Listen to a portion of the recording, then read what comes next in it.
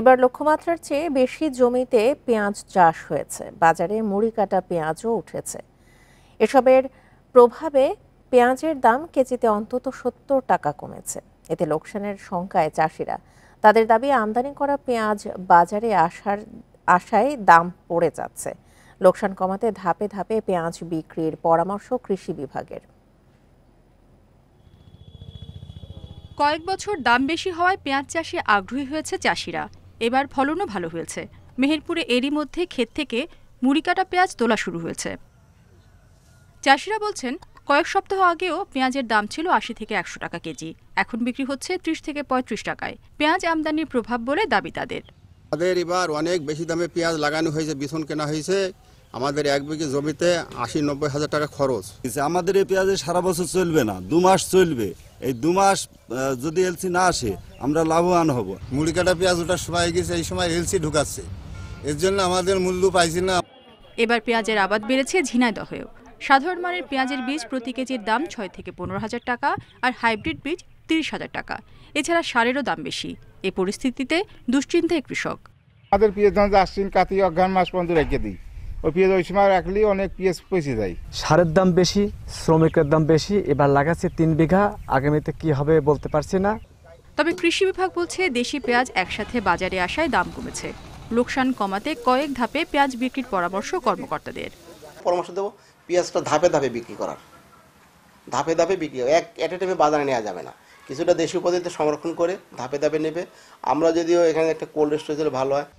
ঝিনাইদহে পেঁয়াজ চাষ হয়েছে ১২,৮৪৬ হেক্টর জমিতে এবং মেহেরপুরে ৫,০০০ হেক্টর জমিতে মুড়ি কাটা পেঁয়াজের আবাদ হয়েছে, যা লক্ষ্যমাত্রার চেয়ে বেশি। রেশমি নন্দী, ইন্ডিপেন্ডেন্ট নিউজ। এ বিষয়ে আরও জানাতে মেহেরপুর থেকে যোগ দিচ্ছেন সহকর্মী রাজিবুল হক। রাজিবুল, মেহেরপুরে এখন পাইকারি পেঁয়াজের দাম কত, আর চাষিরা উৎপাদন খরচ তুলতে পারছেন কিনা?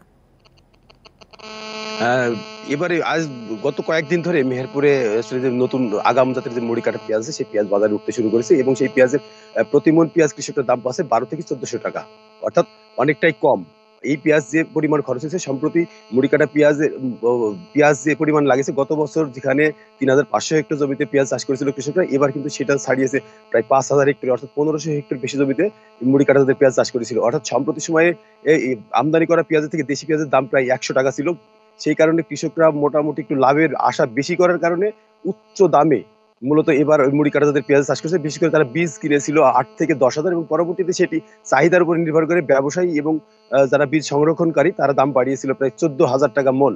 অর্থাৎ ১ বিঘা জমিতে প্রায় এই অতিরিক্ত দাম দিয়ে পেঁয়াজের বীজ কিনে যে মুড়ি কাটা পেঁয়াজ চাষ করেছিল, সেই ক্ষেত্রে কৃষকের প্রায় শ্রমিক খরচ, সেচ খরচ এবং সার খরচ এবং জমির লিজ খরচ দিয়ে প্রায় লাখ টাকার উপরে খরচ হয়েছে ১ বিঘা জমিতে পেঁয়াজ চাষ করতে। সেই ক্ষেত্রে এখন ১২০০ থেকে ১৪০০ টাকা মন যে পেঁয়াজ বিক্রি হচ্ছে, সেই ক্ষেত্রে আসলে কৃষকদের যে খরচ সেটি মূলত এখন উঠছে না। সেক্ষেত্রে কৃষকদের দাবি যে এই পেঁয়াজ মূলত ৬০ থেকে ৭০ মণ পর্যন্ত ফলন হয়, তবে অধিকাংশ ক্ষেত্রে ৭০ মণ ফলন হলেও দাম কিছুটা বেশি থাকলে হয়তো তারা কিছুটা হলেও লাভের মুখ দেখতো, কিন্তু যে দাম বর্তমান অবস্থায় আছে, এই অবস্থায় আসলে তাদের লাভের পরিবর্তে লোকসানের সংখ্যা অনেকটাই বেশি। অনেক কৃষকই মূলত এই মুড়ি কাটা পেঁয়াজ এখন আর তুলতে চাইছে না, কারণ বাজারে দাম অনেকটাই কম।